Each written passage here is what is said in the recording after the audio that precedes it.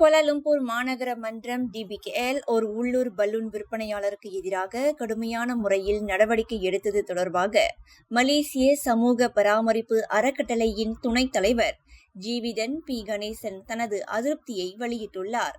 ரமலான் மாதம் மற்றும் நோன்பு பெருநாளை முன்னிட்டு குடும்பத்திற்காக சிரமப்படுகின்ற ஒருவருக்கு எதிராக இவ்வாறு கடுமையாக நடந்து கொண்டதை அவர் கண்டித்தார்.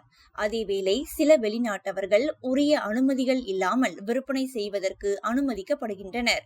ஆனால் உள்ளூர் வியாபாரிகள் மீது மட்டும் கடுமையான நடவடிக்கைகள் எடுக்கப்படுவதாக அவர் குற்றம் சாட்டினார். சட்டம் என்பது அனைவருக்கும் சமமானதாக இருக்க வேண்டும்.